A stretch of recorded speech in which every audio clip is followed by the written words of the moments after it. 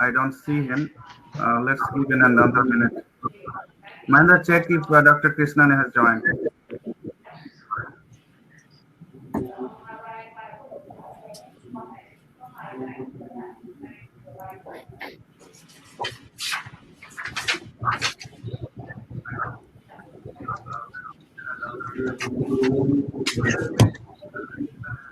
Mahendra, Dr. Krishnan is there or no? Dr. Krishnan is not here. He said he got your link and he's joining. Well, he's going to speak late anyway, so we can. Okay, so we can start? Yeah. Okay, so three things. One is, Mahendra, you do the recording. And then once you start Facebook Live and YouTube Live, you'll kick off in... We are live now. Thank you. Good luck.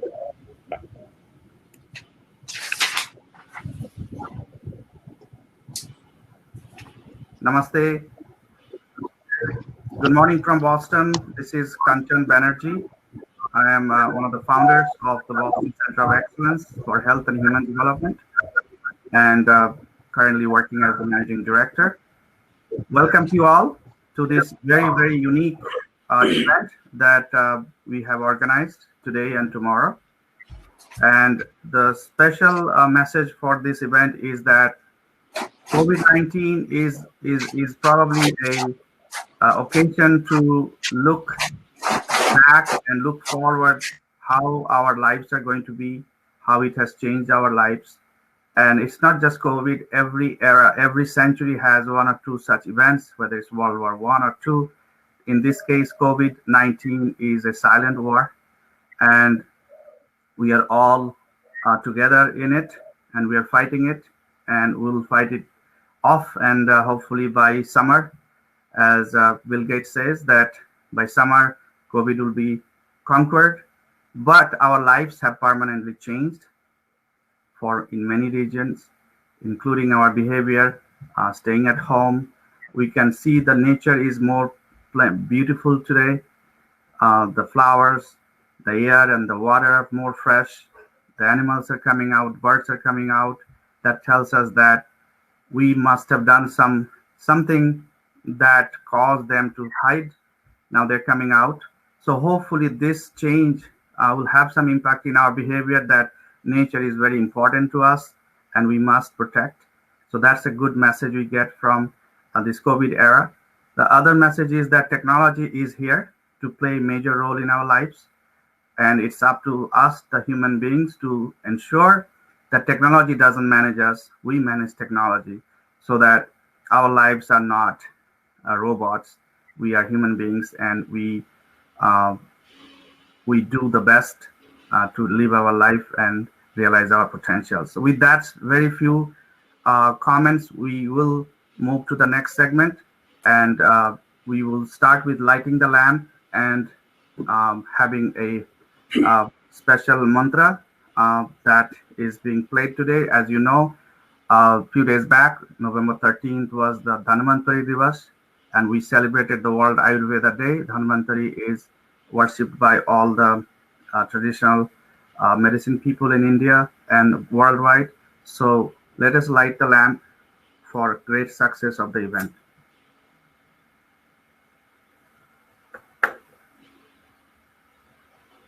Play, please.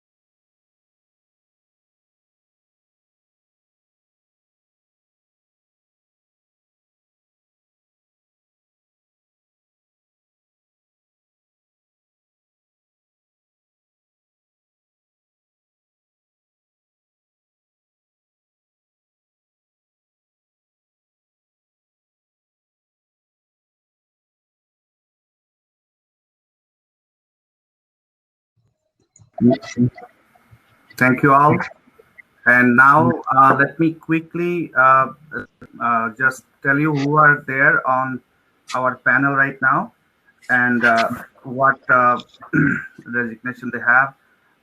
First, if I see it the way I see it on the screen, Dr. Singh Khalsa at Harvard University, and then I see Dr. Dinesh Patel, again from Mass General and Harvard University. I will give his brief bio shortly. Mr. Randhir Jaiswal, our Honorable Consul General of India in New York. Then we have Dr. Bhushan Pattabardhan has joined from Pune. And then I see Dr. Balram Singh, the Chairman of Boston Center of Excellence Executive Board. I see Dr. Purnima. She is also part of the BoCE board. I see Dr. Sergio Suarez joined from Argentina all the way. Thank you. And I see Mr. Pham. He is the Assistant Secretary to our state of Massachusetts. I'll introduce more. I think Dr. Patel is going to introduce in detail later. Dr. Darshan Mehta. He is also the board member of Boston Center of Excellence, and he is at Harvard and Benson Henry Mind Body Institute and AYUSH Center in Boston. And let's see, Dr. Bhushan Pattabardhan is there, but we don't see him. And then who else is there? Did I miss anybody? Dr. Krishnan is there? Not yet. Okay. So hopefully he will join soon. And with that, I hand it over to Dr. Dinesh Patel. And many of you already know Dr. Dinesh Patel. He's chairing this session. We are honored to have him. He's primary. First thing is he's the co-chair of the Boston Center of Excellence Advisory Board, and along with Dr. H. Nagendra at S. Vyasa. And he's former chairman of Board of Registration in Medicine for our state of Massachusetts, former board of director, Federation of State Medical Board, associate clinical professor at Harvard Medical School, Emeritus chief, arthroscopic surgery, ortho surgeon at Mass General Hospital. With that, let us welcome Dr. Dinesh Patel to chair this session. And just to mention, our honorable minister will be joining shortly, and then we will have him speak when he joins. Thank you so much. Namaskar. Dr. Patel. Thank you so much. This is indeed a great honor for me to get involved in this wonderful globalized meeting run by BoCE. Mahendra, could you put my slides, please?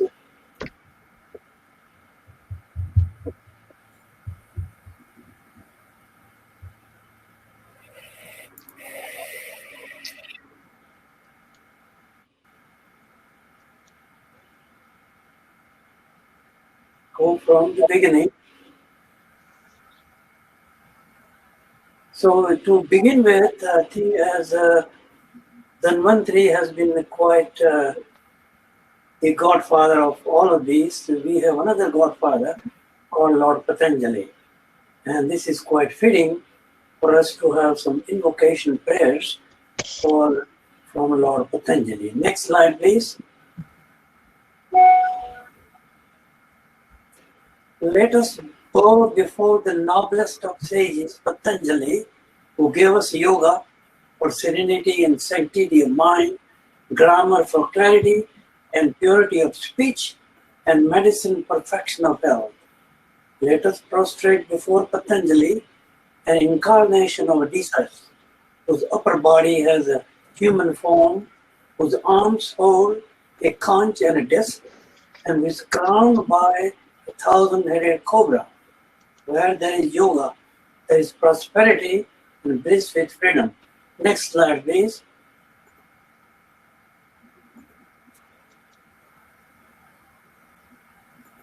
Mahendra, next slide, please.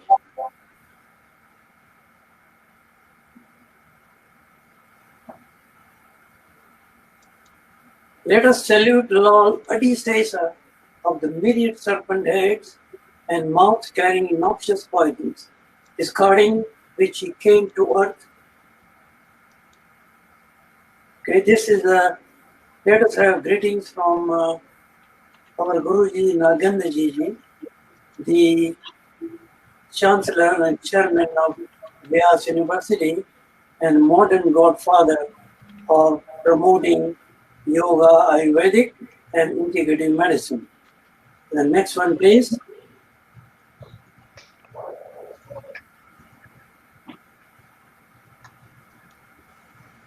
Next slide, please.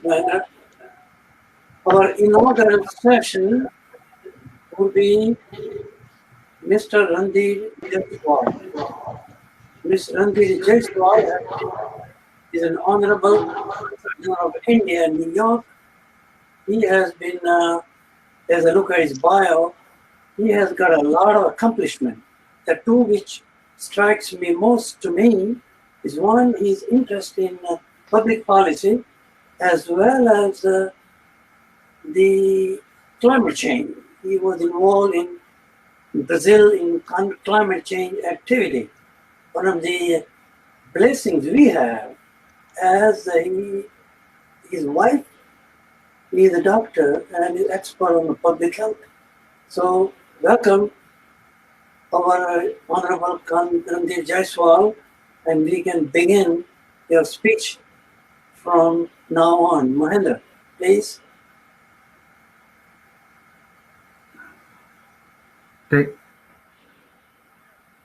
Can we have Honorable Randhir Jaiswal, please? Am I audible? Yes. Yes. Good morning, everybody, and good evening and good afternoon, other participants. Honorable Minister of State for AYUSH, Shripad Naik ji. Am I audible? He little later. Good morning and good evening and good afternoon, other participants. Honorable Minister of State for AYUSH, Shripad Naik ji.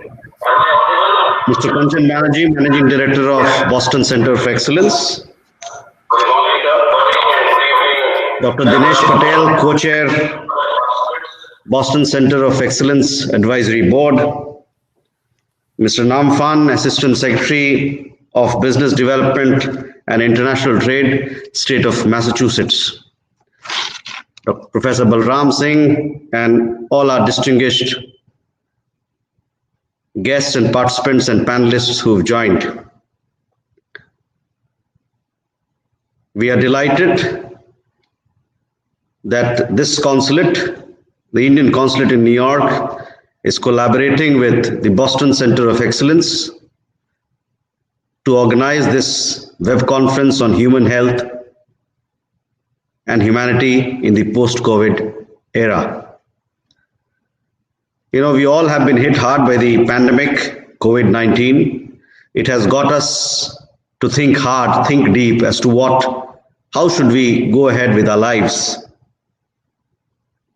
Two things that Mr. Kanchan Banerjee spoke really struck me. One was somehow in the COVID pandemic, the nature seems to have gotten more space. They seem to be relieved. There are more animals in this space. Is this the way going forward? And second, the technology is here to come to shape our lives, but we should be careful that we should handle technology. Technology should not be handling us. Today, policymakers, doctors, researchers, scientists are looking for new avenues towards achieving human health for human well-being. In this context, integrative medicine, Ayurveda, yoga, traditional systems of medicine and traditional knowledge are being more talked about, are being more looked into. There is a renewed interest in Ayurveda, in traditional knowledge the world over, from Argentina to Europe to Australia and elsewhere. There is a lot more global conversation and thinking centered around these themes. On our part, on the part of the government of India, we are trying to promote traditional knowledge and systems of medicine as part of our international engagement. We want to share our knowledge with friends and partners abroad. We want to contribute to global public good in line with our thought of Vasudhaiv Kutumbakam, which means the world is one family. We are keen not only to strengthen well-being in our country, but worldwide. And in that regard, we are ready to share, we are ready to deepen whatever we have, whatever we've got from a tradition and culture. The COVID-19 pandemic has spotlighted focus on Ayurveda.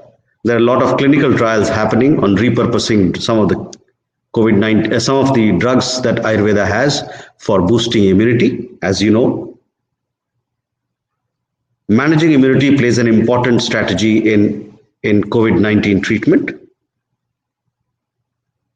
All in all, there is a lot more global conversation. There is a renewed interest, and we must take it further, for it lies in everybody's interest to do so. On 13th November, we heard the celebration that we had the world over of Ayurveda. We celebrated Ayurveda Day here in Boston, here in the United States, in collaboration with Boston Center of Excellence.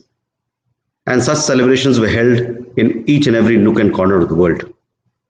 I think when it comes to traditional medicine, we've come a long distance.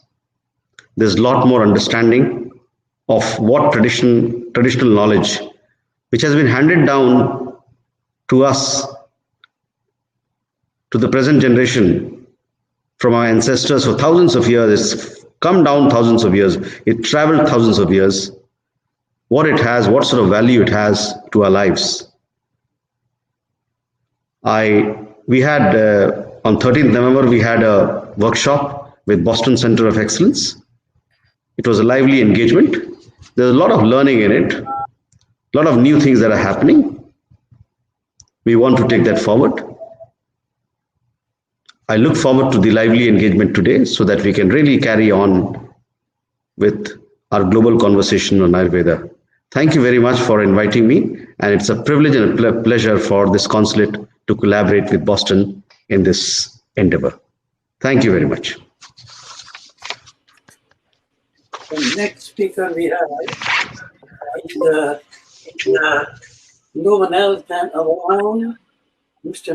Pham. Pham has been a wonderful person for us in the state of Massachusetts, economic development, and quite especially, we are proud to say that he has been very instrumental in developing good relationship with BoCE, state of Massachusetts, in India, and international relationship. So, Mr. Pham, please continue the same relationship with BoCE and integrative medicine. So, can you please give us your thoughts? Namaste. Good morning. Good evening. If I may say it, if I may still can say it, Happy Diwali. It has been for me one of the most enlightening celebration that I ever been able to attend to over the last few years. Sorry to interrupt you, Mr. Pham. Your face is not fully visible. If you adjust the camera a little bit, we see only up to your nose. Yeah, that's better. That's better. Yes, yeah, thank you. Good. So, thank you so much, Kanchen Benry. Thank you for having me. Thank you, Dr. Patel, for your kind introduction. And thank you, Consul General Jaiswal, for your dedication working to improve our relationship between Massachusetts and India. And I'd like to congratulate Complementary for having this wonderful discussion. I think it's very timely and very important for us to talk about post-COVID-19. Hopefully, post-COVID will come very soon. I've been asked to share with you a little bit about the relationship between Massachusetts and India. And I will also like to talk a little bit about our wonderful Indian American community in Massachusetts. I think I could say that the relationship between India and Massachusetts has never been better. And I could also say that the relationship between India and the US also has never been better. It has never been better thanks to the wonderful work of our Indian Americans, as well as our Indian officials, try to improve our relationship. If there is one silver lining of the COVID pandemic, I think it has brought all of us together. It has brought people who share similar values together, working together to solve the problem. We are all one family, just like the Consul mentioned earlier. It also has helped us to realize who is really our friends and who is not such a good friends as we thought. So I think I could say that on behalf of our wonderful Massachusetts, I'd like to thank you for all of the contribution that our Indian American friends have made to Massachusetts. Over the years, we always try to improve our relationship, and I'm happy to say that it's getting better and better. For example, I personally have a number of times to visit India, both for business and pleasure. And our governor has met our consul generals from India, different persons often. And just recently, he has a virtual meeting with Indian ambassador in DC. So I think that slowly and quickly, I hope, so slowly but surely, our partnership is improving. Last year, last October, we also had a Massachusetts delegation to visit Tamil Nadu to solidify our energy ties. I was not lucky enough to go, but it was a very concrete step to improve our partnership. And within Massachusetts, there are a number of Indian American owned and managed companies that help out help our economies as well. Company like eClinical Works, Talent Burst, Aqueduct Technology, and one of my favorite, Leader Bank, because I happen to be a friend of Mr. Sergio, the founder of Leader Bank. So we are very grateful for that. The Indian community in Massachusetts is one of the biggest Asian American community with more than 400,000 population. And our friends have brought not just prosperity to our community, to our state, but also has enriched our life with culture, with literature, with many things that we all cherish. One of the things that I always enjoy at the State House is the annual Yoga Day organized in the State House by our friends. And of course, I mentioned the Diwali celebrations. Diwali celebrations has been celebrated in different parts of Massachusetts, Boston, Worcester, Central Park, Western Park. The more people learn about Indian culture, the more people will appreciate how rich, how wonderful Indian culture has been, and also what kind of contributions that India have made to the world. When I try to say something related to this conference, I run into an article by a Stanford neurobiologist who just published an article called "Vision and Breathing May Be the Secret to Surviving in 2020."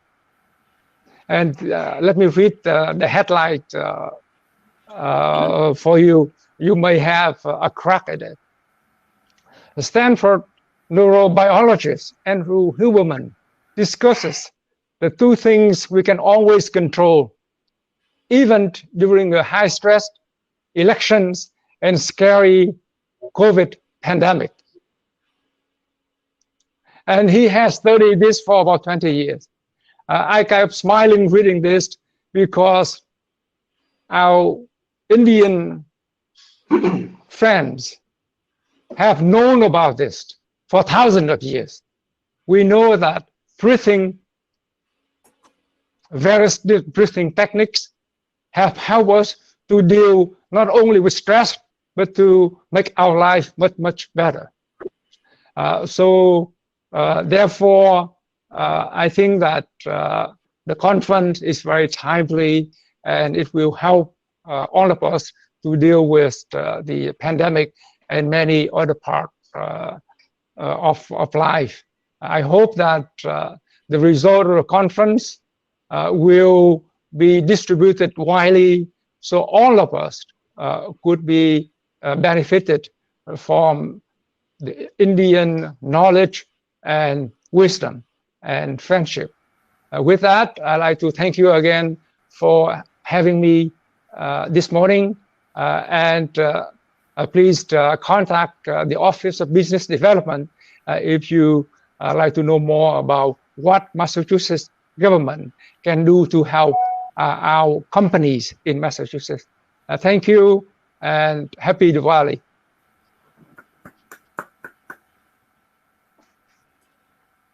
Thank you, Dr. Nan.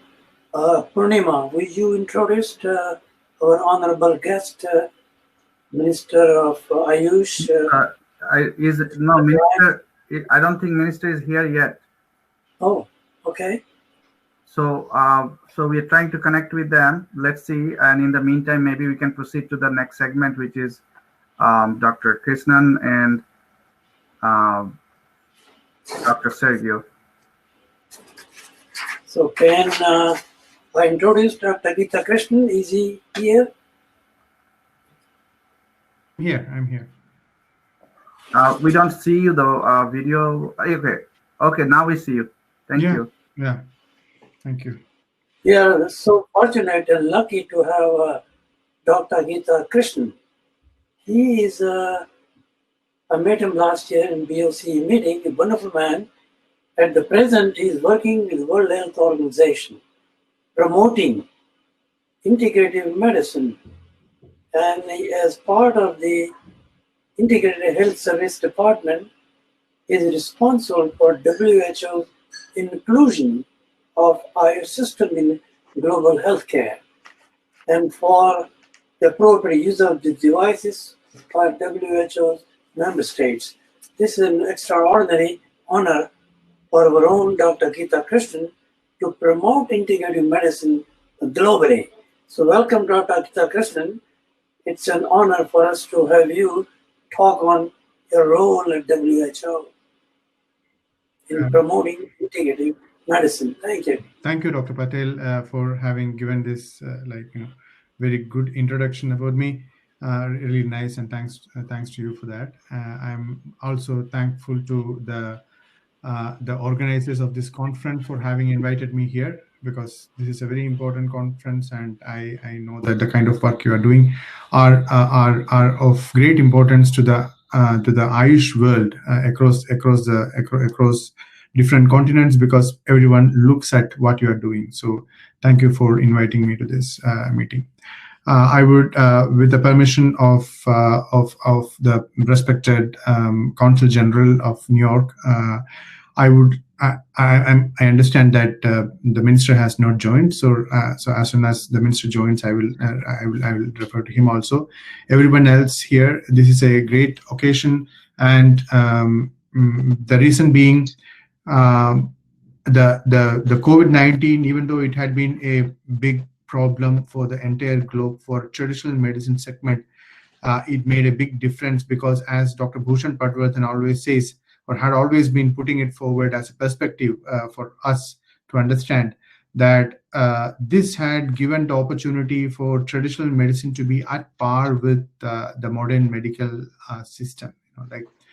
It has never happened in the past 250 years of its modern medicine's existence, and the kind of modern medicines, the administrative hold over resources.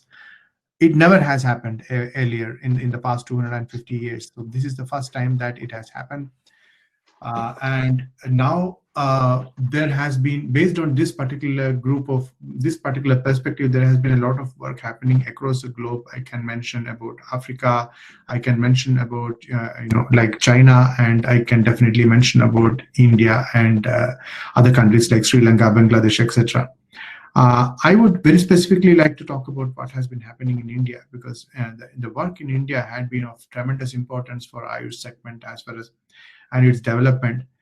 First of all, the government of India had utilized the traditional medical systems of AYUSH in an appropriate manner, and from a very early time in COVID-19 management, by making sure that the AYUSH systems could be appropriately used to reduce the burden in the health system. All of you are aware of, because by now all of us are quite literate about this term, burden on the health system. But to give you a little bit broader understanding of how it had happened, we know by this time that AYUSH systems had been a major reason, or one of the major reasons why a lot of people who would have ended up simultaneously in critical care units in India did not reach there. They had been taken care of at home, and they had been cured of the disease, even with infections, with Ayurvedic or AYUSH interventions. I can also tell you, with the bold steps taken by the minister himself and his very agile secretary, I should say, Dr. Rajesh Kotecha, there had been a lot of studies which were happening across India in this regard. In fact, one of the studies I should tell you was on a large population of 80,000 policemen who were in the front line, who were working as frontline warriors of against COVID-19 pandemic in Delhi. So what happened? If you remember, or if somebody has the numbers, you can check that out.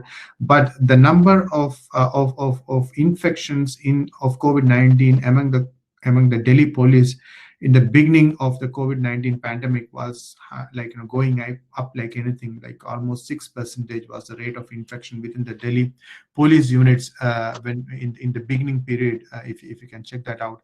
At the same time, the entire Delhi population, it was something around 2.5%. So there was a big difference, and there were several deaths which were happening, unfortunate things.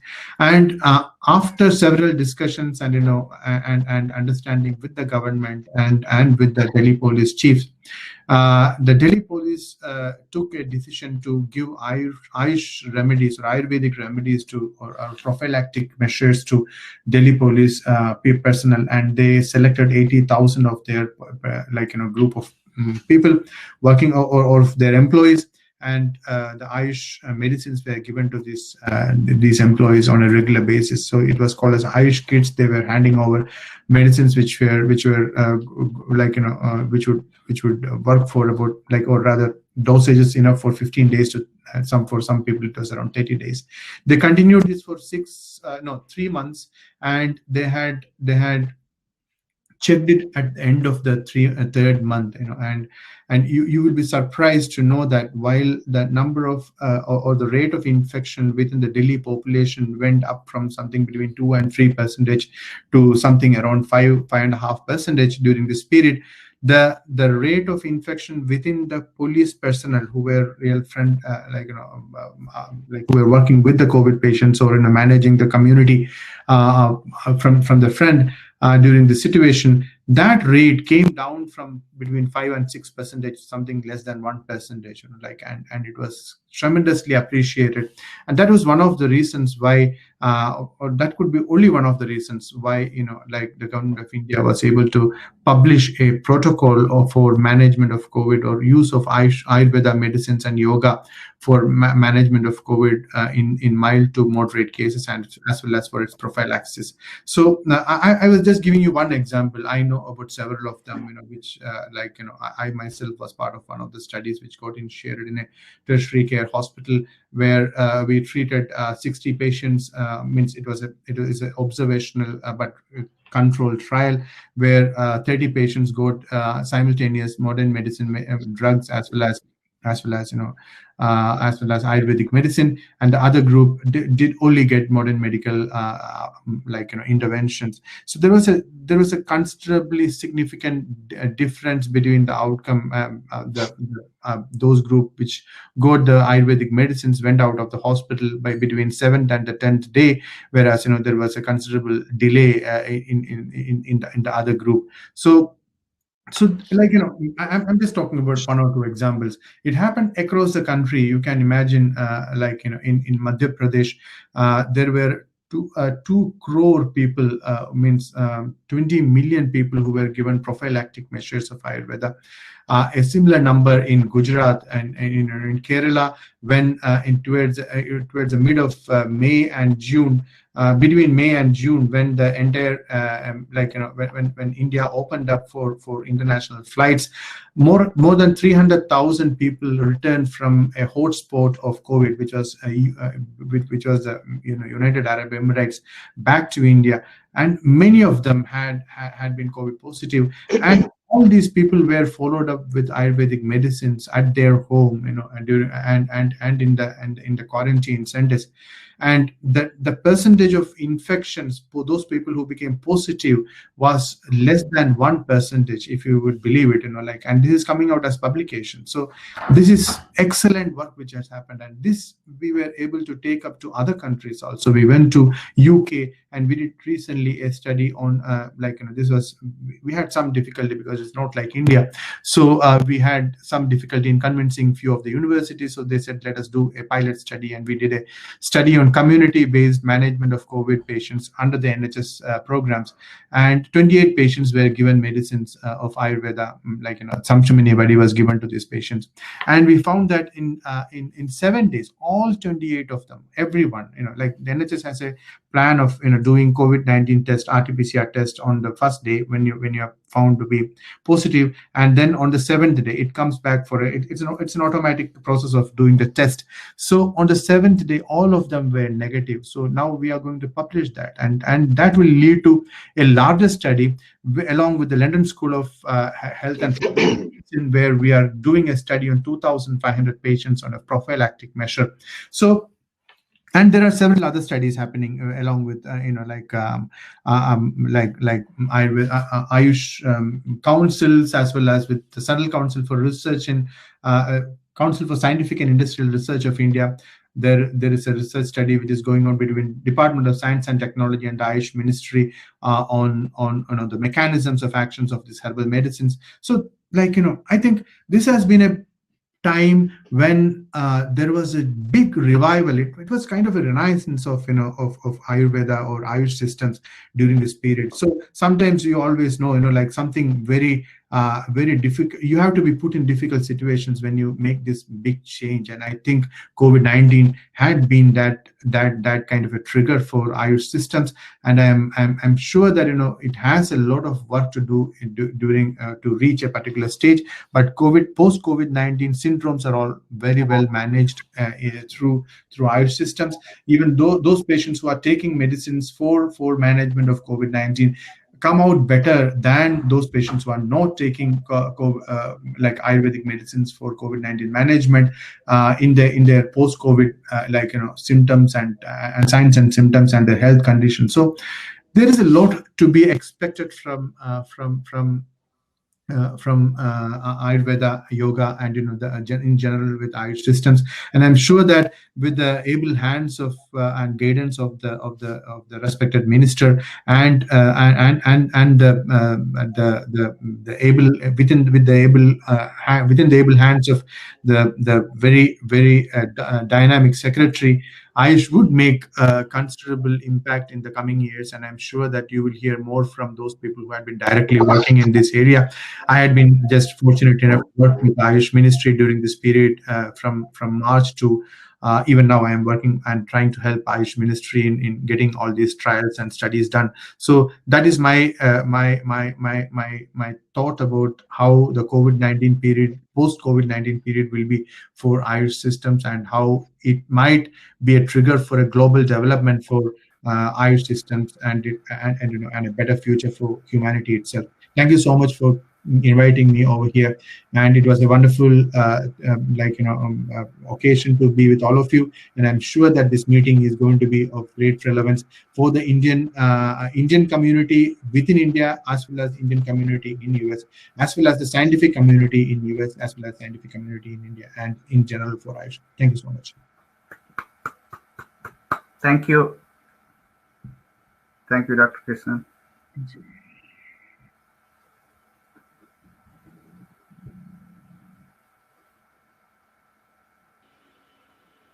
Kanchan, are we ready? So they're still having connection issues, so please continue with Dr. Sergio. Okay, the next honorable speaker is going to be Dr. Sergio Lais-Suarez, a colleague as a surgeon, an oncologist. He has got a long CV, so I'll make it very shorter. He has introduced Ayurvedic courses in Argentina. In 1980, he studied Vedic science in India, chairman of the Ayurvedic department in Argentina. 86, he started first Ayurvedic hospital in Latin America, Cordoba. He has received many awards. And look at his biography, he received 2 or 3 awards from my state in Gujarat, apart from getting the awards in India. One of the best things I noticed in his CV is he's also India's honorary Consul General for Argentina. So welcome, Dr. Sergio Lais-Suarez, and give us your thoughts about how you are able to accomplish this thing in Argentina, an exemplary example for other people to follow in other countries. Thank you and welcome. Thank you very much, all friends from around the world. I want to thank first the Boston Center of Excellence for the invitation, and also to the Consul General of India, Randhir Jaiswal, that also he was inviting me to be in touch with you today. I have many things to talk about Ayurveda and the beginning of that project in Argentina. In 1980, I went to India to learn Vedic science. That was my first trip. That is more than 40 years ago. So many years. I was there 6 months together with 23 Argentinian people at that moment. I was a medical student, and I discovered at that time Ayurveda medicine. So I realized that the most important point for me was become an Ayurvedic doctor in the future. What I did. Of course, I'm a medical doctor, traditional medical doctor. I'm a surgeon and oncologist, as the presenter say. But my main important mission is to spread the knowledge of Ayurveda in Spanish-speaking countries. Dr. Sergio, So, just one quick interruption. Our Honorable Minister has joined.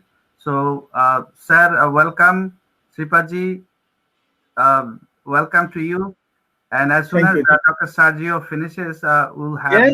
Very sorry because of some internet problem. Yes, I was there, but because of some internet problem. Yeah, okay. Please continue. Thank you, sir. Dr. Sergio, please continue. Okay. Welcome to the minister. I have a lot of things to say how we spread the knowledge of Ayurveda in Latin America.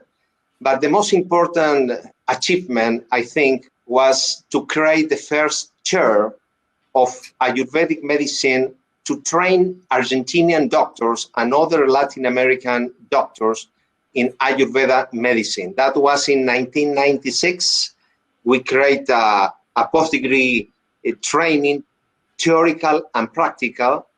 And now there are in Argentina more than 7 universities, private and governmental, that are teaching Ayurveda for doctors. At that time also, I have the possibility to do something practical, and was the creation of one Ayurvedic hospital with 40 rooms in the middle of the mountains in a village called La Paisanita, surrounded by a very pristine, clear water river, where even the president of Argentina came to our center to receive Panchakarma together with their own ministers. So, but I want to talk something interesting apart of what we were doing with Ayurveda, and have to be related with the COVID-19. I was in India 3 months or almost 4 months, from February this year until the end of May. And I organized in India a protocol of medical control for COVID-19 for the Latin American people stranded in India. And I have the direct experience to check more than 460 Latin American people that were in different parts of India, basically in Delhi, in Noida, in Rishikesh, and in Vrindavan. I organized this protocol together with 2 or 3 volunteers. I include 2 or 3 embassies from Latin American countries. The Argentinian embassy, of course, that they provide a diplomatic car so we can move in the middle of the curfews.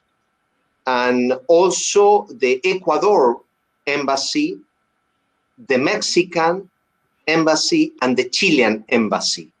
And I have 3 volunteers working with me, a nurse, and social worker, and other people. And I was using a protocol of COVID-19 to see different symptomatology. And what I found during those times is that the people has several symptomatology, and I developed some kind of treatment for them.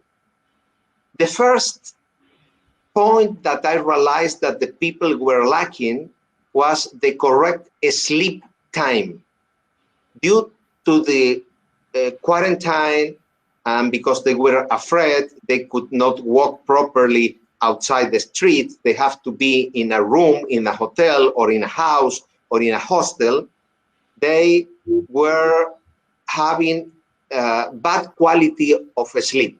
So what we did for them was we teach them several techniques to sleep better, use some medicine from Ayurveda to have a better nidra. So we realized that nidra, sleep, is a very important point to increase the immunity of the people. The second point that we realized with those people was that they were lacking physical activity. And basically to the people that are more than 60 years old, the physical activity, it is very important because it stimulates the hippocampus, this brain structure where the memory is deposited. Without activity, without physical activity, the memory of the people were decreasing. So we were teaching them yoga asanas to keep the body moving properly and keep the development of the memory in a high level.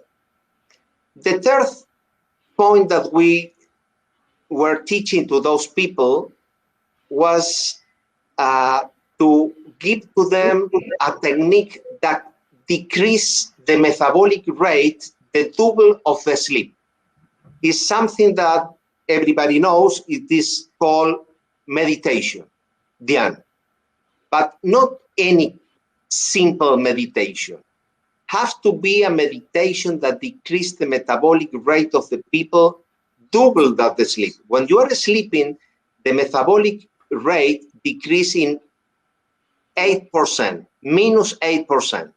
And we were teaching a technique called Ayurvedic meditation, medical Ayurvedic meditation, that decreased the metabolic rate up to 16%.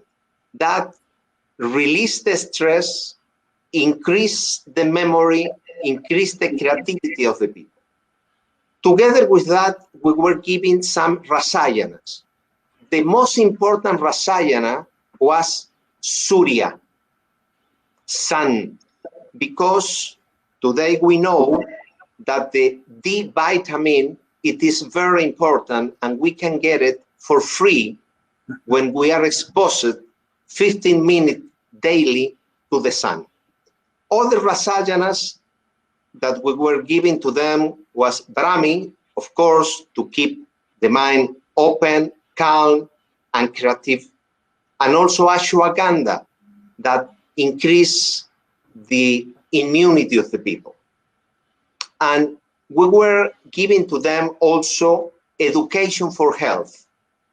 The result of that protocol of teaching and control regarding the coronavirus was including also the auscultation of the lungs, the heart, the direct vision of the throat, direct vision of the eyes to see if there is any problem in this area, and also the oxygen saturation that we were using with all the 468 patients that we saw in Argentina, in India. Also, we repeat that in Argentina.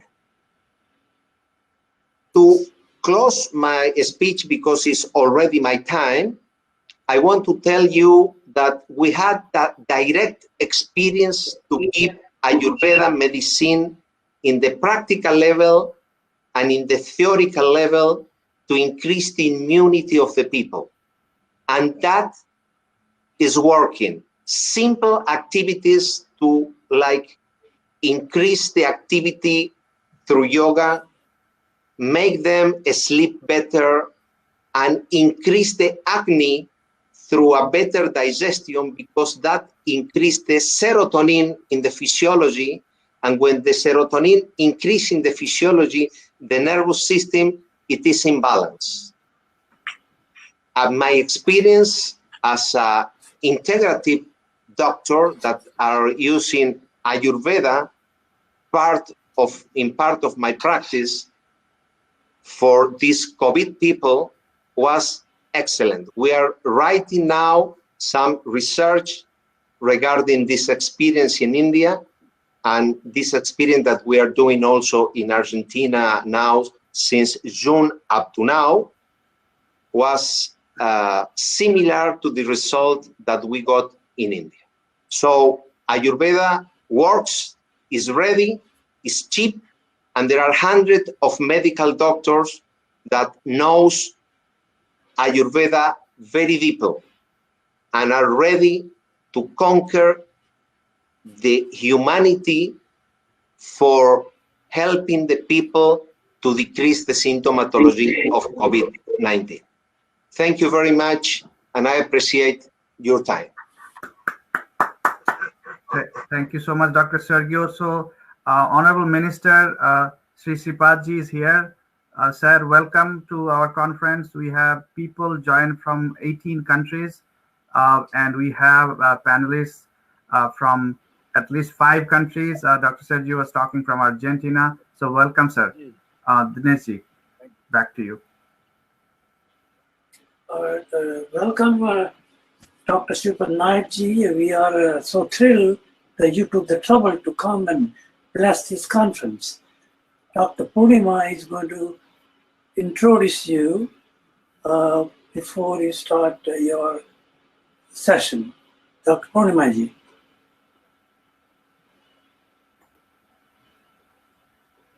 Dr. Purnima? Can you hear me? Please. Yes, ma'am. It's my great pleasure to introduce Honorable Minister Shri Shripad Naik ji, who is an Indian politician and the Union Minister of State in the Ministry of Ayurveda, Yoga, Naturopathy, Unani, Siddha and Homeopathy, which is also called AYUSH. He is a Minister of State for Defense. He was the former Union Minister of State for Health and Family Welfare. He's the Member of Parliament from North Goa constituency, representing Bharatiya Janata Party. I humbly request Honorable Minister to grace this conference with his valuable remarks. Dhanyavad. Namaskar ji, dignitaries from various esteemed universities, participants from around the world.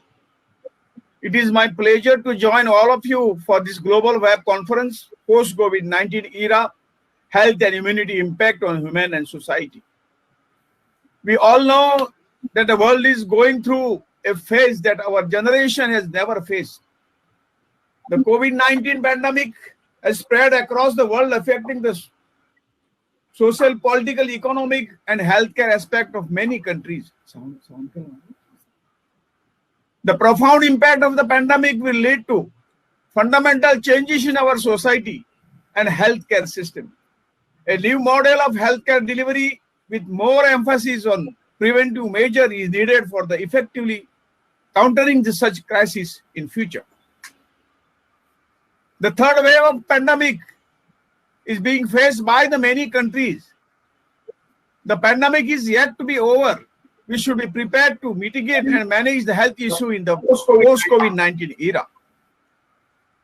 Apart from the physical problem, this pandemic has shattered the lives of thousands of the people around the world, causing decline in mental health, leading to issues like anxiety and depression.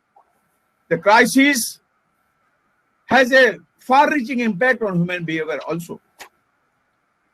For combating this pandemic, India, in addition to the conventional medicine, has also relied its vast experience and deep knowledge in the field of Ayurveda, Yoga, and all recognized traditional system of medicine in India and health management, including the production of high-quality, affordable medicines, equipments, etc.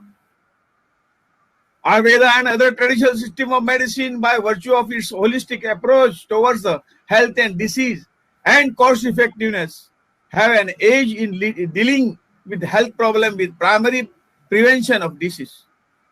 This system also have solution for combating the psychological and emotional problem arising after the pandemic.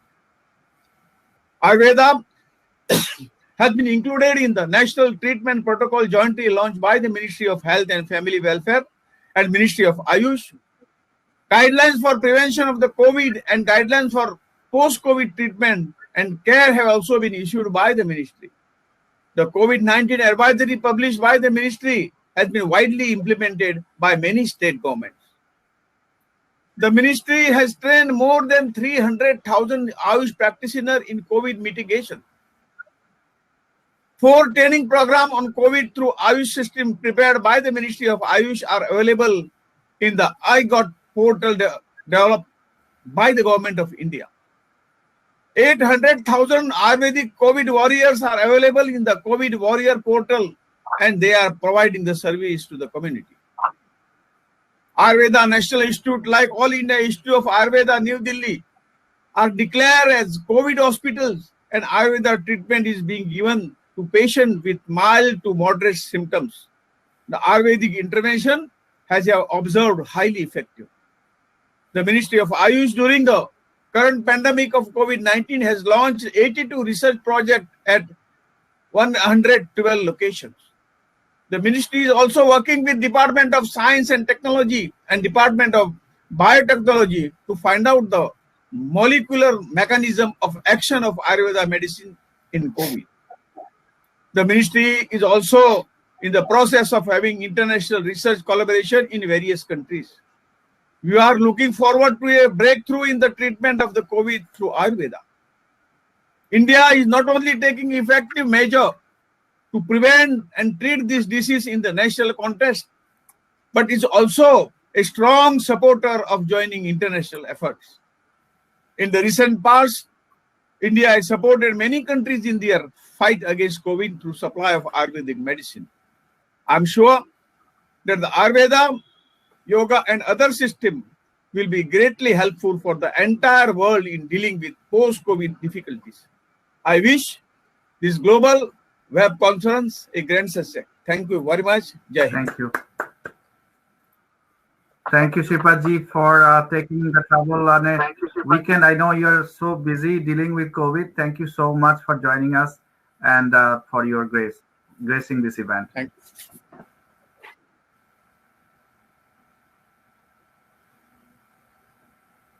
So, this session ends, and we are going to move to the next session. So, Dinesh ji, your remarks, closing remarks, please. This is it's difficult to summarize the wealth of the knowledge from all the wonderful people. But what I see, the golden mission of BoCE was how to heal the hurt. And we accomplished this goal. I think the public, private, state, federal government, academic, and scientist partnership across the globe has made it possible for us to accomplish the goal of how integrative medicine can help in healing the hurt.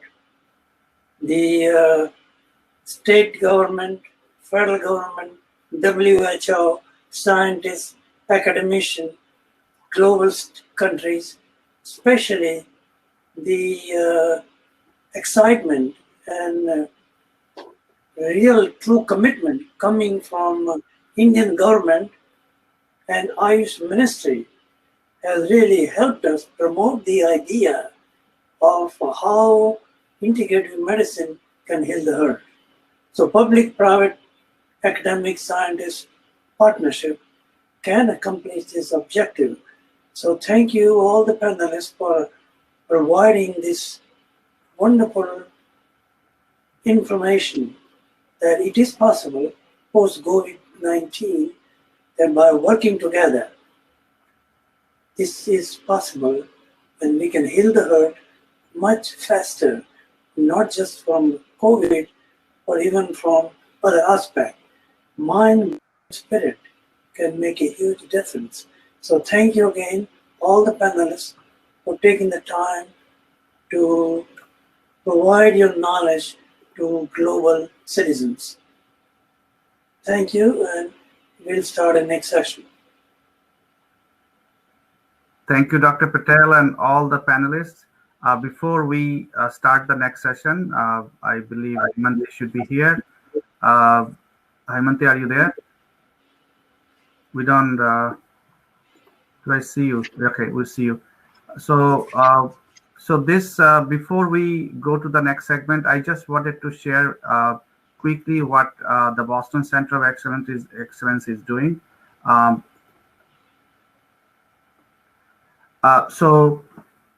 BoCE, fondly we call it, Boston Center of Excellence for Health and Human Development, is established to bring together researchers, subject matter experts, practitioners, institutions, and supporters to foster research, program development, education, training, and promotion of yoga and Ayurveda. And we are doing it for the last 5 years, and we have the blessings from the Ministry of AYUSH, and Honorable Minister has also attended our event in the past, and we are thankful for all the support from the Government of India and Ministry of AYUSH. The center aims to improve disease outcomes by making yoga and Ayurveda core constituent of integrative health and medicine in the US and worldwide. And Dr. Sergio actually mentioned that modern medicine doctors could help many more people, the patients, by using some of the ideas he presented relating to yoga and Ayurveda and other forms of traditional medicine. So with that, thank you very much, and requesting Haimanti to take charge for this session as a host. Oh, let me check. I cannot see myself. Okay. Namaskar. Good morning. Good evening.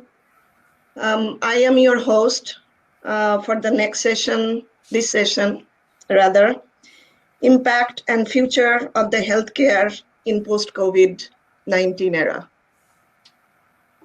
And before I introduce myself, quickly I want to say a couple of things. That I want to re-emphasize what all these esteemed panelists said before, that we have lots of pros and cons due to this COVID.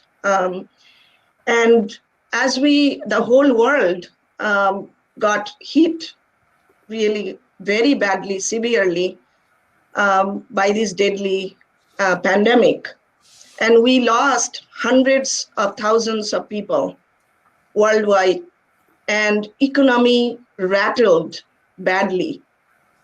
But the cons are here also. So that this is the time to pause.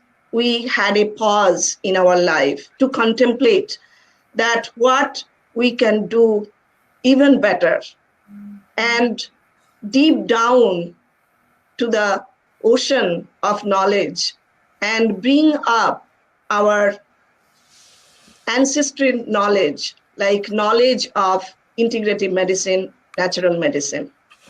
So my name is Haimanti Banerjee. I am a technology expert at Boston Children's Hospital and in quality and safety. I am a founding member of Boston Center of Excellence of Health and Human Development. And I am a yoga teacher. I am very much passionate about yoga. And with that, it is my honor and privilege to introduce Dr. Sadhvir Khalsa. And Dr. Sadhvir Khalsa, it is great to see you, Dr. Khalsa.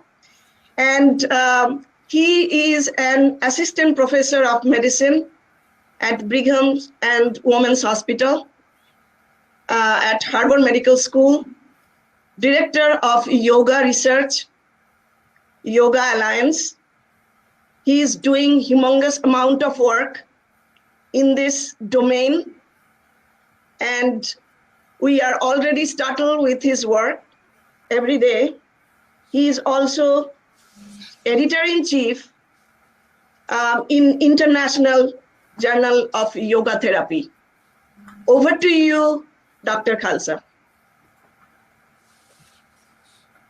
Thank you very much for that kind introduction, and I want to thank the conference organizers for the invitation to chair this session of panelists.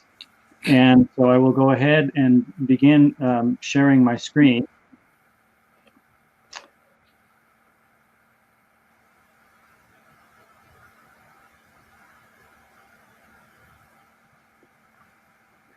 And so the topic of this panel is impact and future of healthcare in the post-COVID-19 era.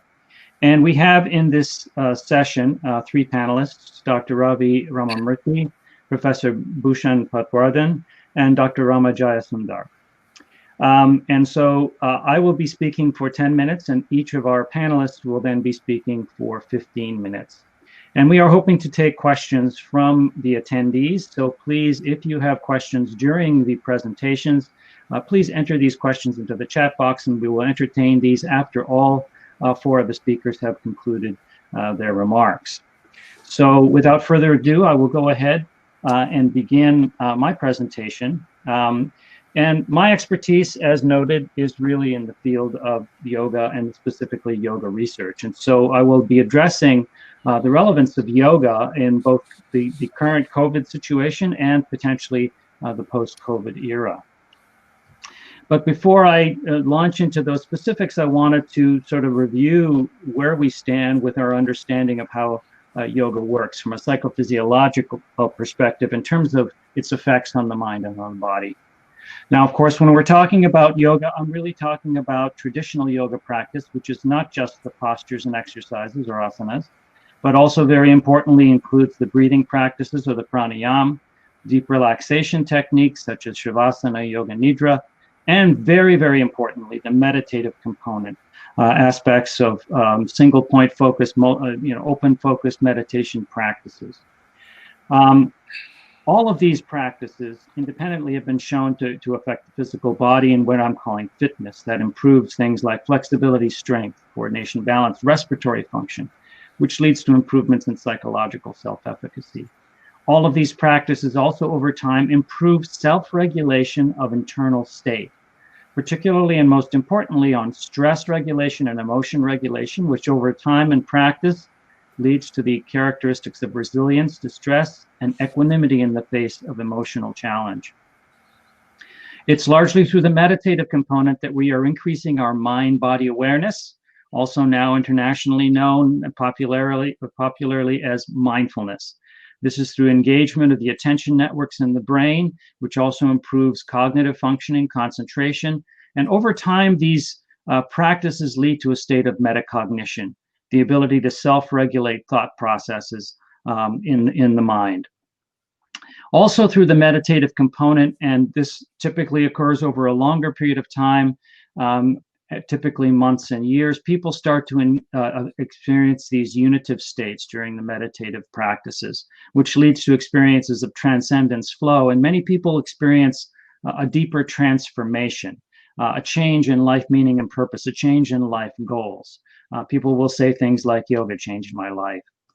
And we have very good scientific evidence for most of these characteristics, especially the fitness component. Of course, these are very objective measures. These are easily measured. But over the past 20 years, we've seen modern scientific technology applied to our understanding of self-regulation and mind-body awareness in yoga practices. And as you can see from many of these improvements in characteristics, automatically there is relevance to the COVID epidemic and certainly to post-COVID, the post-COVID world. Because we're making changes across such a broad spectrum of human functioning, we're seeing changes in global human functionality from the gross levels, from the physical body, to these skill sets of emotion regulation, awareness, mindfulness, and metacognition, to these deeper experiences, what I'm calling pure spirituality. So I want to address yoga with respect to COVID and post-COVID in three realms. First of all is the benefits in mental health, the relevance of that, the relevance to disease resistance, specifically in communicable diseases. And then I also wanted to address the topic of chronic disease, so-called non-communicable diseases. So looking at mental health, of course, when we are experiencing any kind of challenge in society, and certainly a pandemic is exactly such a challenge, the levels of chronic perceived stress increase dramatically. And in fact, we have evidence of this. The American Psychological Association has conducted surveys during the pandemic showing the increase that the pandemic has caused in terms of perception of stress. And stress, of course, leads to many, many consequences. It's a major risk factor for many disorders, especially mental health conditions. And yoga is, as we've noted in our logic model, is very effective at reducing stress, reducing perceived stress, and enhancing resilience to stress. Another feature, of course, that comes from stress, which is a major risk factor, is mood disturbance. People start to experience anxiety, depression, a number of other conditions, and these can lead in turn to other mental health conditions such as substance abuse. So in reduction of stress, in improvement in regulation of emotion, and particularly the establishment of metacognition, yoga can be very helpful in managing this mood disturbance and preventing that from becoming clinically significant. And then finally, in any pandemic, of course, we have experienced hundreds of thousands of deaths. This is challenging our sense of life purpose and meaning. It's challenging our sense of core, who we are, what our relationship is to the planet. And these deeper experiences of yoga practice can really give us a sense of life purpose and meaning that can allow us to cope more effectively with such a deep and universal challenge to humanity as a whole. The next topic I want to address is disease resistance and how yoga can work directly in that. And first of all is our ability to change and enhance our immune function.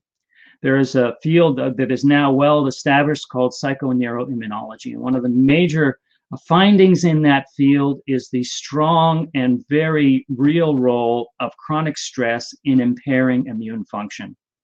And so one role that yoga can provide is to buffer that change in stress to keep immune function high. It is also possible, although we don't have evidence yet, that these yoga practices may be directly stimulating immune function. But right now, the evidence is really strong, certainly showing that people under chronic stress have impaired immune function and that yoga can restore that immune function. So this is very important in any kind of pandemic of a communicable disease. Dr. Suarez mentioned sleep. And this is not yet well known in modern medicine, but sleep researchers now have very convincing evidence that lack of sleep or short amounts of sleep has a direct and immediate impact on immune function in a negative way. In fact, this impairment can happen even after just one night of sleep loss. In modern society, we have two situations which are reducing the quantity and quality of sleep.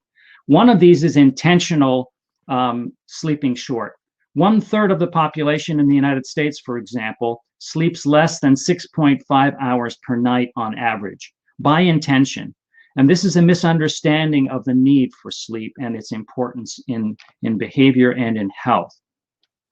Another factor is chronic insomnia. About 30% of the population routinely experiences sleep disturbance, which can also impair the quantity and quality of sleep. So yoga can reduce the stress-induced factors that underlie this insomnia. I believe that the awareness that's generated by yoga practice can also induce a change in behavior. That people, when people practice yoga, they become more aware and sensitive to their body's needs, and therefore may apply more respect to their body and get more sleep. So this can be also an important factor in improving immune function during disease. Another facet that yoga can provide is actually changes in behavior. And one of these changes in behavior can come from this increase in mind-body awareness. If you increase your mind-body awareness and your sensitivity or your mindfulness, you are therefore more sensitive to your behavior. That can make you more compliant with hygienic behaviors in something like a pandemic of infectious disease. In fact, there has already been a study before the pandemic in which they applied a mindfulness intervention to medical professionals and examined the degree to which they were conducting basic hand hygiene of hand washing, and showed that the mindfulness intervention could enhance their basic behaviors with respect to hand washing and hygienic behavior. Another behavior, of course, that's come up with the pandemic is some individuals in society refusing to wear a mask and refusing to respect others' vulnerability to this disease. And I think the spirituality aspect of yoga can possibly generate changes in individuals' positive psychological states, specifically things like kindness and compassion. And people with more kindness and more compassion will be more tolerant to accept behaviors that they know can help others avoid this disease. So that's another indirect way in which yoga can enhance disease resistance. And finally, although I didn't show it in the model, another practice within yoga is some of these so-called shakriyas. One of these is known as jalaneti. This is a nasal wash of warm salt water through the upper airway passages. And many yoga lifestyle practitioners will engage in this practice as a routine hygienic practice. There's really remarkable research that has been conducted, and this was done before the pandemic, showing that nasal washes can reduce the severity and the duration of coronaviruses.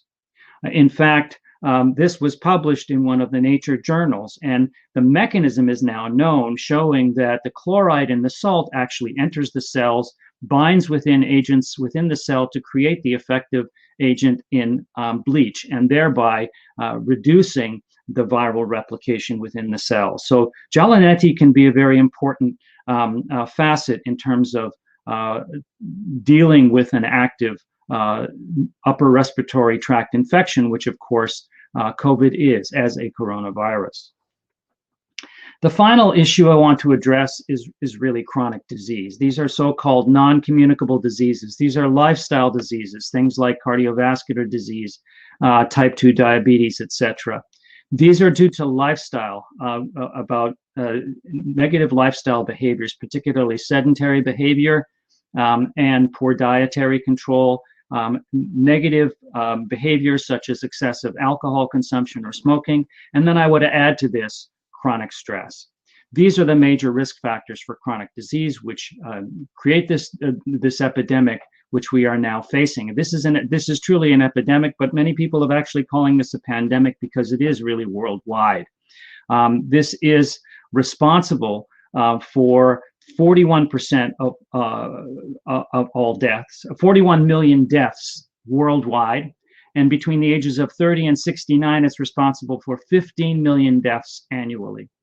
Now, as we know, the vulnerability to death from a COVID is due in large part to a secondary underlying condition. And many of these underlying conditions are these so-called chronic diseases. So if we can reduce the burden of chronic disease, we can reduce the vulnerability, particularly in the elderly who have these secondary conditions, and reduce the percentage of these secondary conditions, and thereby enhance survivability in those elderly populations. And then my final comment is really sort of more post-COVID focused. Given the relative morbidity of these diseases, if we're talking about 1.5 million deaths so far, perhaps, with the COVID epidemic, that pales in comparison to 41 million people dying annually. And yet, when you watch the news on television, the statistics are all on the COVID deaths. And the NCD epidemic has faded into the background. And I think it's very important that we come back and address the NCD epidemic post-COVID, because this is really the greatest burden in the healthcare internationally. And I think that yoga is well positioned to address the risk factors for chronic disease because of those aspects in the logic model of reducing sedentary behavior, of reducing chronic stress, and increasing mind-body awareness, which can be very important in changing dietary behaviors, another risk factor for NCDs. So with that, I will stop sharing my screen, and and take us back to the other presentations that we have. And our first speaker is Dr. Ravi Ramamurthy, a distinguished professor of international business and strategy and director, Center for Emerging Markets at Northeastern University in Boston. He's a fellow of the Academy of the International Business. He has been a visiting professor at Harvard Business School, Massachusetts Institute of Technology Sloan, CEIBS Shanghai, IMD Lausanne, and the Wharton School. So Dr. Ramamurthy, I invite you to begin your presentation. Thank you. Shall I share my screen? Yes, please, whenever you're ready. All right, just give me a second.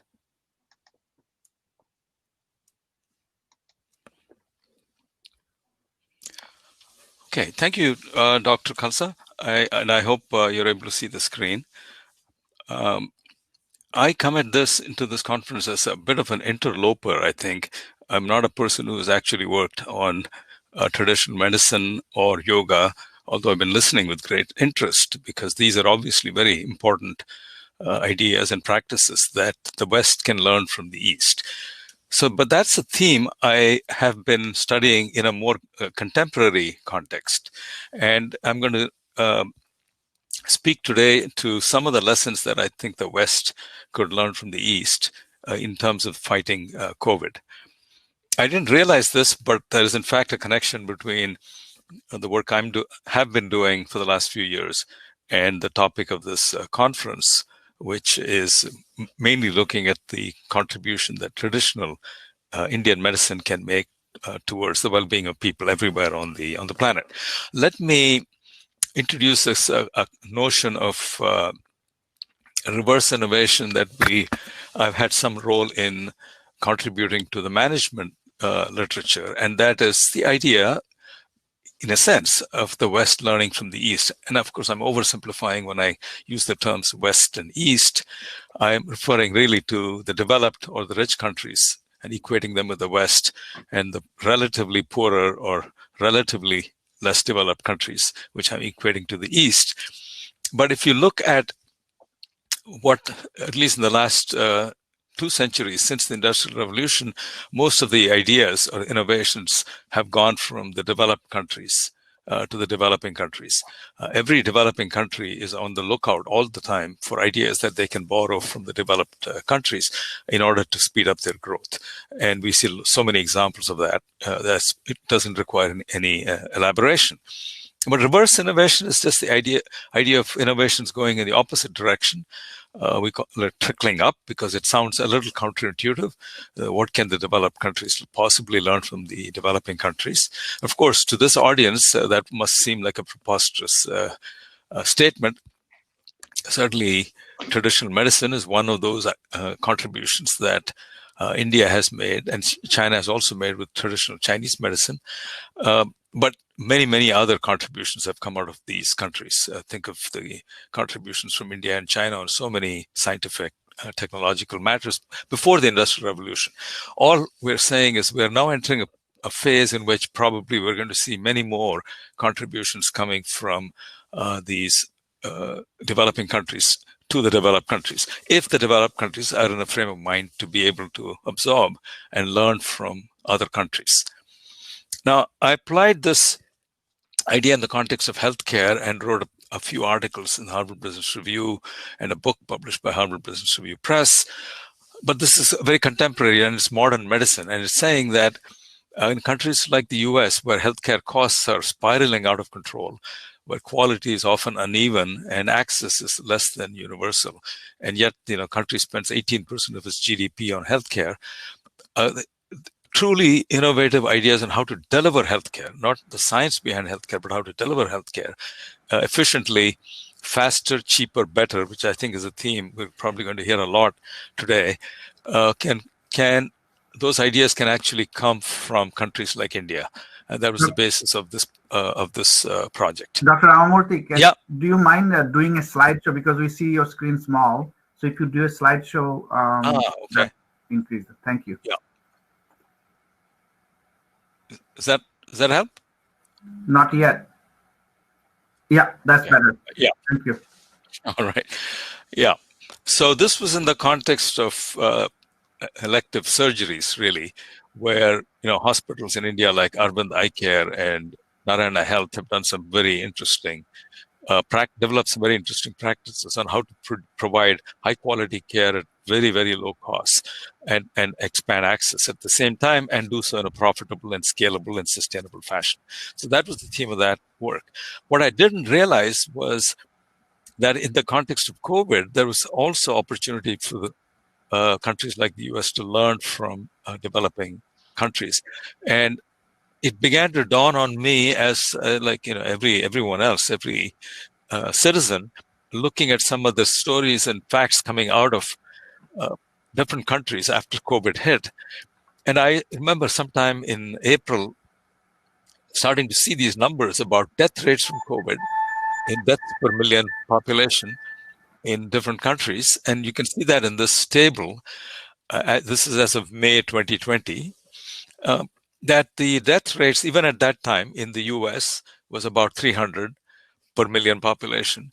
And it was 0 in Vietnam. Now, Vietnam has 100 million people, which is 1/3 of the US population. It's next door to China, is economically very interdependent with China, and has therefore a lot of people going back and forth. And yet, at the time of that reporting in May, Vietnam had 0 deaths. And you can see in the table, many countries in Asia and Africa had single digits or less than even 1 death per million, whereas it was in the triple digits in most of the countries in the West. And there was a lot of discussion in the US about how the US is doing better or worse than Italy or UK or Sweden, or is Sweden better than Denmark? But they tended to miss the fact that they were all much higher than any of these countries that you see on the right side of this table. And I was puzzled by this. And I don't think it's all because of underreporting of statistics of deaths and infections, or because of some of the other explanations that you might initially think of, such as there are demographic differences, or there are climate differences, or there are geographic differences, or even political system differences that allow these countries to contain it more effectively. I don't think those things I didn't find it very convincing, because on all of those variables, these countries on the right side of the table are pretty heterogeneous. They're not all alike on any of those dimensions. So I thought it was interesting to ask, what might the US or other countries in the West learn from the experience of fighting COVID in these countries? So I wrote a piece for for Harvard Business Review on how we might be able to use reverse innovation in the fight against COVID. And at that point, I thought, in order to make the argument more convincing, I should look for actual examples. Were there actually any examples of US organizations actually learning something from another country, a developing country or emerging economy, and then being able to apply them in the US? And I found 2 examples, and I wrote about those examples in that article. So take the area of testing. We see on the left, you see this picture of all these cars waiting for drive-through testing. This is in Miami, I believe. But this idea of doing testing with people still in their cars actually originated from Korea. And they came up with this when they had the earlier rounds of epidemics, such as SARS and MERS. And very quickly, this idea spread in the US. Now, that's great, because we don't need to reinvent the wheel. But there was another idea or another situation, like the one you see on the right, where if a hospital is located in an urban congested area where you can't have people driving through, what do you do? Well, Mass General Hospital had exactly that problem, and they were using a specified portion of the hospital to conduct these tests. They would do 3 tests in an hour, because they had to change PPE. They had to clean the room before they could bring the next person in. There was always concern also that the medical staff might get infected. Well, a hospital in Korea had invented a pressurized booth as a solution to this problem. And you can keep the medical staff, isolate them from the people whose samples you're taking. And you can now do a test in about a minute per patient, and you don't need PPE, and there was almost no risk of getting infected. So Mass General said, why don't we see if we can use this, produce these kinds of booths? They contacted the hospital in Korea. They learned a few lessons. They improved on the design. They modified it in certain ways. And the picture you see on the right is one of the booths that they developed and that they then used across 9 locations in their network, and is now being produced in the US by a company and making it available to other hospitals across the US. Now this, I thought, was an interesting example of an idea actually traveling from a developing country, or Korea is a pretty developed country, but it's not, I know the US is at least as developed on many fronts, and not more so, and certainly is higher per capita income than South Korea. So it benefited from this innovation. And I found a second example in the area of contact tracing by state of Massachusetts, which is one of the first to have a statewide contact tracing system. Now, this looks very basic if you're coming from one of the developing countries. If you're from Africa, contact tracing is very much part of the repertoire and very widely used and well-established practice. But it was a practice that had atrophied in the US and was not ready to be carried out on the scale required when COVID hit. So Massachusetts set up a system to do this. And the interesting thing for me was they brought in as a partner, Partners in Health, which has several years of experience doing human contact tracing in Africa.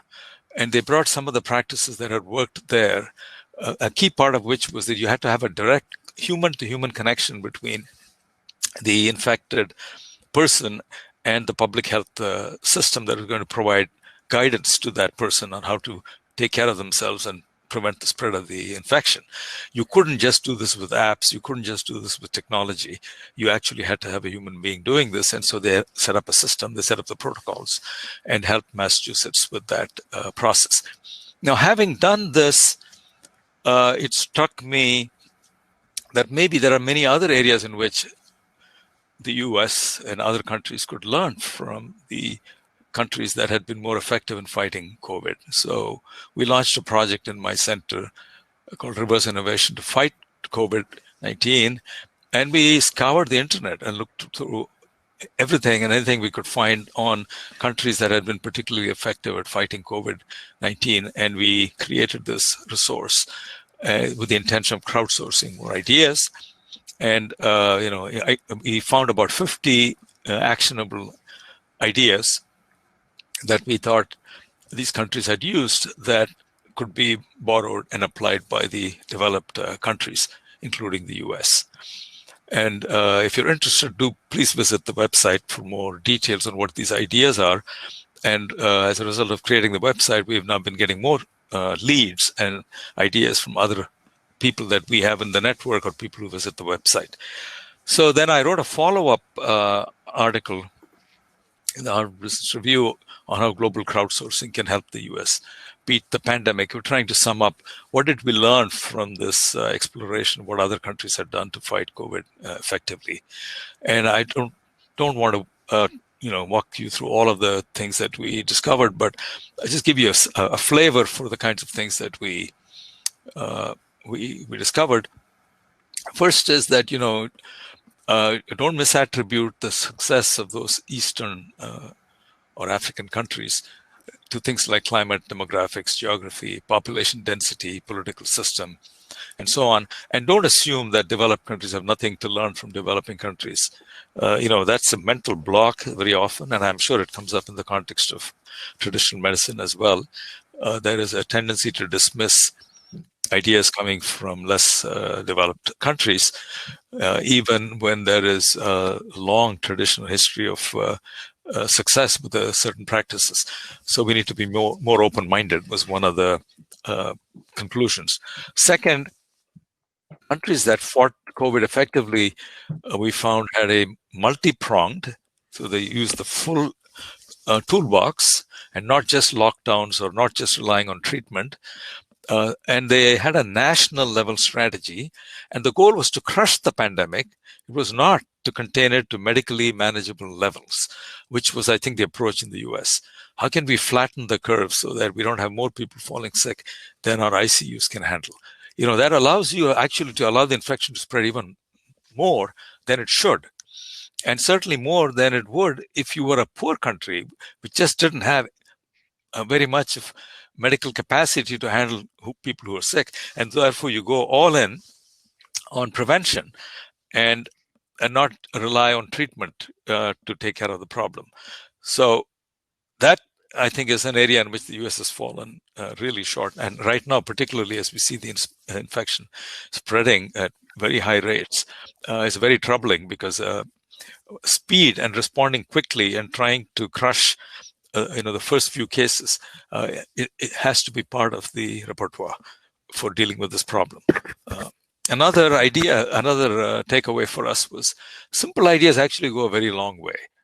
And the masks is a great example, but we have many other simple ideas these countries used.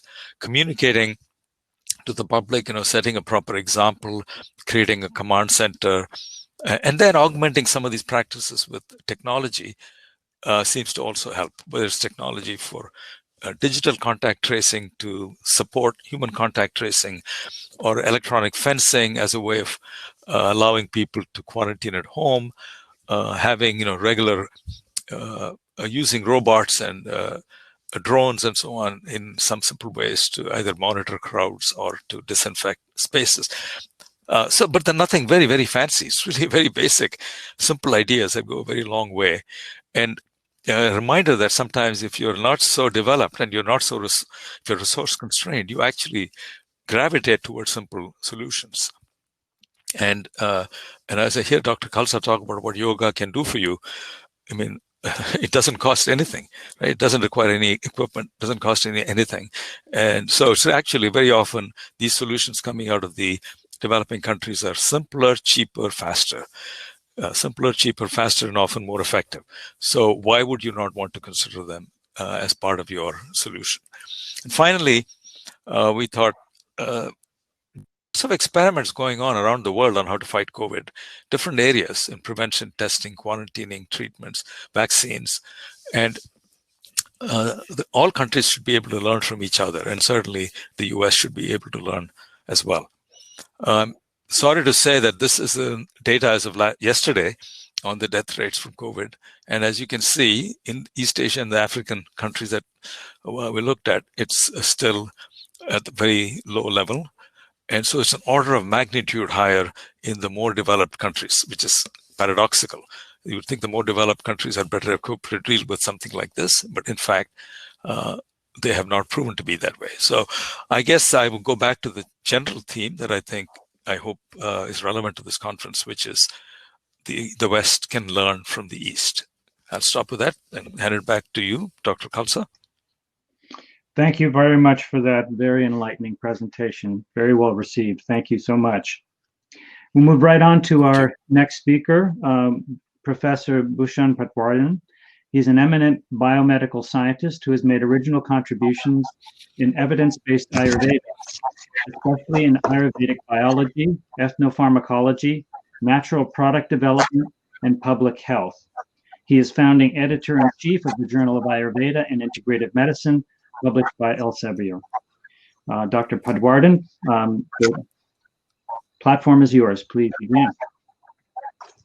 Yeah, thank you, Dr. Khalsa. I hope you can hear me and see my screen. Yes, we're fine. Yeah, thank you. And let me thank Boston Center of Excellence and Kanchanji, Hematiji, Balramji, the whole team of Boston Center. It's good to get connected, although virtually. I will be talking today about different. I will not speak about my own research or what Ayurveda research has happening in India during COVID that Dr. Geetha has covered to some extent. But I will because the session is on post-COVID, I will try to really discuss a particular question, and my question is it now right time actually to transit from pathy-based system to people-centered holistic healthcare? And this question I will raise again at the end, and I would request all the delegates who are there in the chat box to give answer yes, no, or no comment. I'll start with the COVID pandemic adversity and the opportunity for healthcare reforms it is creating. I think that today we are living in a medicalized society, where availability, accessibility, affordability of healthcare, what we call it as healthcare, is becoming very challenging, and we are by and large driven by market forces, and our focus has been on curative practices.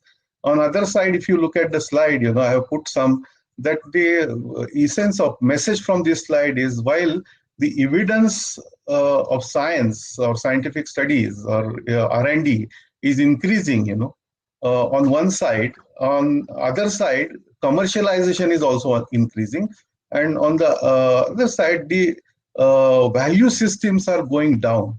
The ethics values are going down. So evidence is going up, ethics is coming down, which is also a worrying situation. And the conference theme also talks about impact on human and society.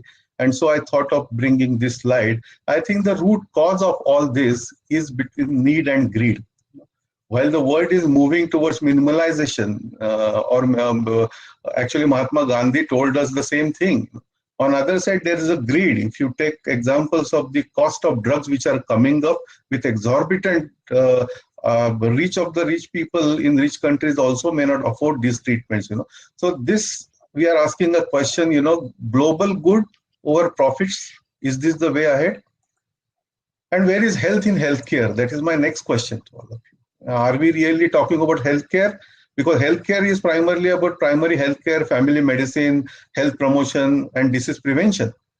We are actually in health, not in healthcare, but in cures business, which is about hospitals, surgeries, drugs, and diagnostics.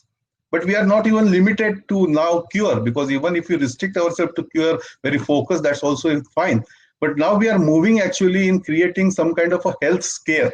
We are actually scaring people, and today's business is based on how much you are able to scare people.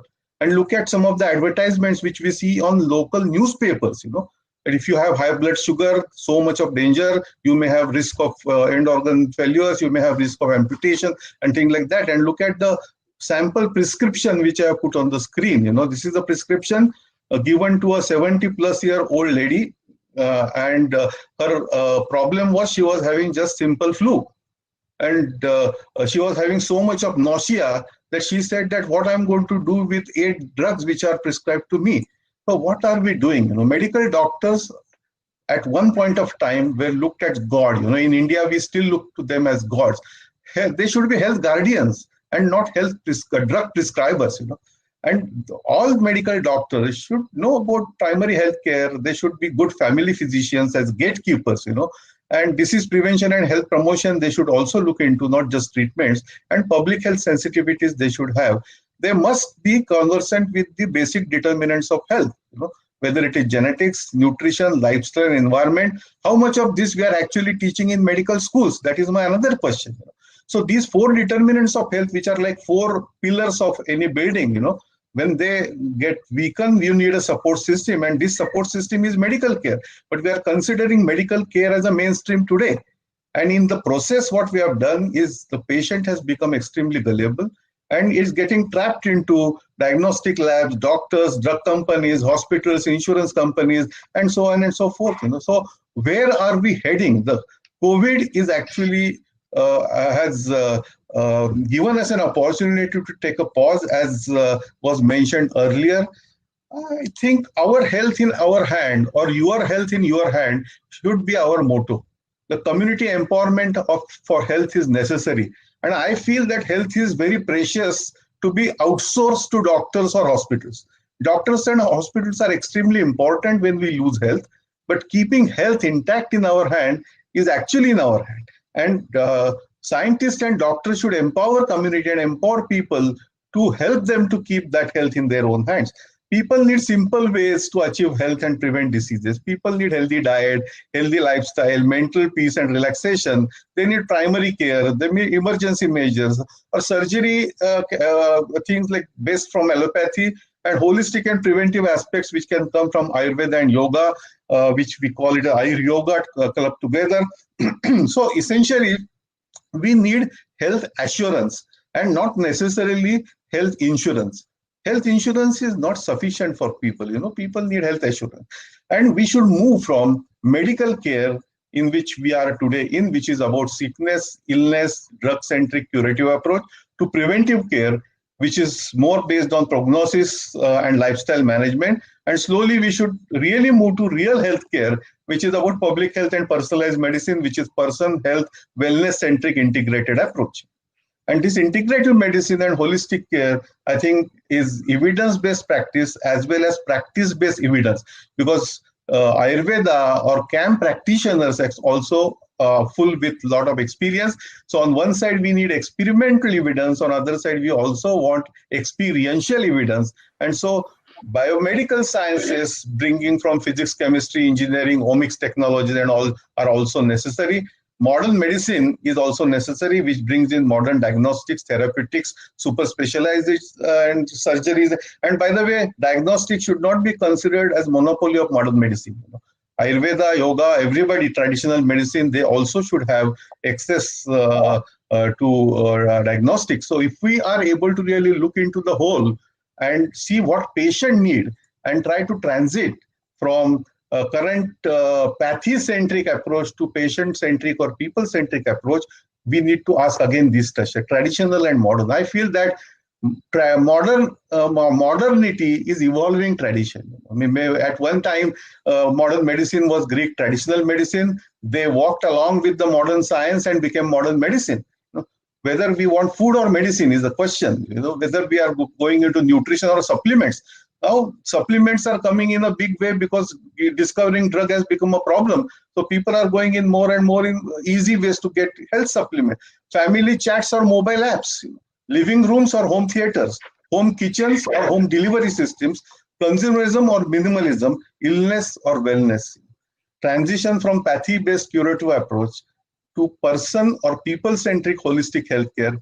Focus on primary and social determinants of health, focus more on wellness and swasthya concept, focus more on immunity and inflammation, that's what COVID is all about, focus more on family care and primary care, focus more on nutrition, behavioral and mental health, community empowerment, your health in your hands, and Ayurveda and yoga essentially integrated with modern medicine seem to be the future. So I would like to again put this question back to all of you, whether it's time to transit from pathy-based approach, which is more of a war of turf, to people-centered holistic healthcare. And I'm going to put this with a link to my recent editorial, which expands some of the points which I have made in the chat box. And I would appreciate if all of you would take some time to respond yes, no, or no comments. Thank you very much. Some of the thoughts which I have presented have come through my book, which I have written with Dr. Gururaj Mutalik, who is in US, at present, Integrative Approaches for Health. Thank you, Boston Center for Excellence, for this opportunity. Thank you. Thank you. Please put the link on the chat box. Yes, please enter any questions that you may have for speakers in the chat box. Thank you, Dr. Patwardhan, for an excellent talk on the topic of integrative medicine and its future and role in modern medicine. Let's now move on to our final panelist speaker, Dr. Rama Jayasundar. She is the professor and head in the Department of Nuclear Magnetic Resonance at the prestigious All India Institute of Medical Sciences in New Delhi. She's an expert on the science behind Ayurveda. She has a Ph.D. in physics from Cambridge University. She also has a medical degree in Ayurveda and is a professionally trained Ayurvedic doctor. Dr. Jayasundar, please begin whenever you're ready. And your video is not on. If you please turn on your video. Yep. Yes. We can see you now. Thank you. Screen share, please. I would like to share my screen. You can use the icon in the bottom that shows a screen and arrow. Are you going to use PowerPoint? Yes, I have a PowerPoint. So choose application and then PowerPoint. Choose application. Just hold on for a minute. I'm not getting the application. No, I'm not getting it. Application window? No, I'm not able to see the application window. Have you clicked on that box with arrow in the bottom? No, I am not able to see that. There is no box with the arrow. Hold on 1 second.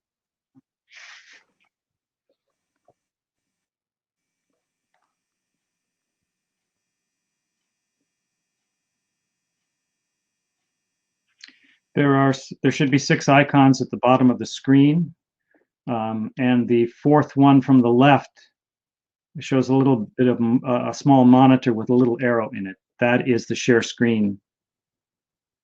Just in case, can you just quickly email to me if you have my email address? Just no, because I am clicking it and it's not getting activated.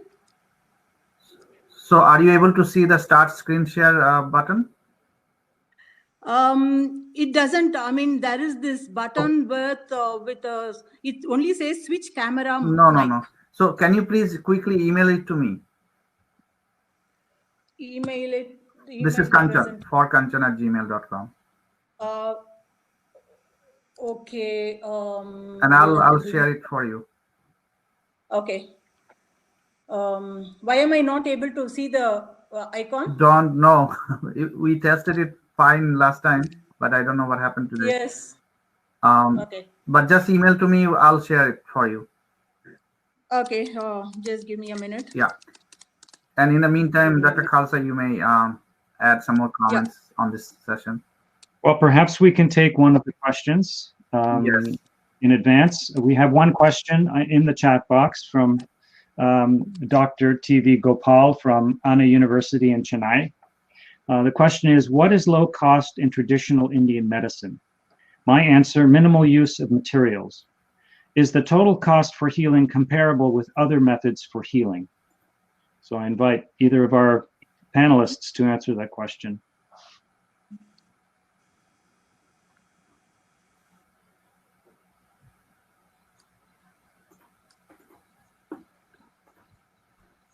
Maybe Dr. Patwardhan?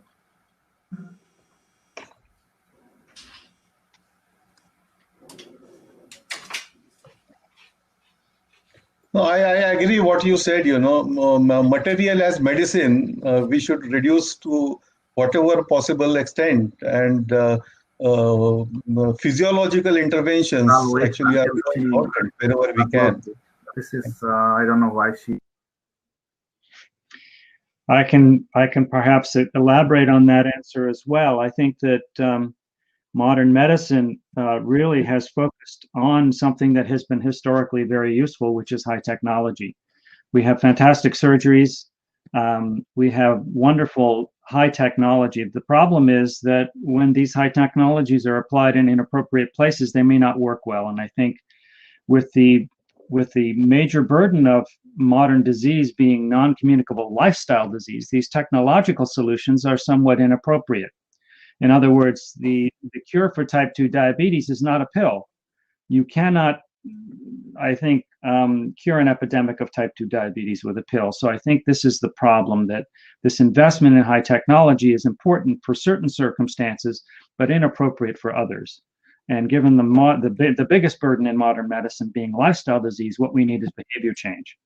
And that cannot be established so easily with these high technological approaches. So that is why in the US, for example, we have such a high burden of cost, and yet relative to other countries, we are not experiencing an improvement in total longevity.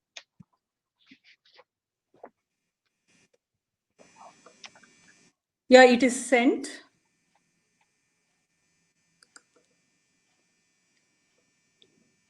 The PPT has been sent.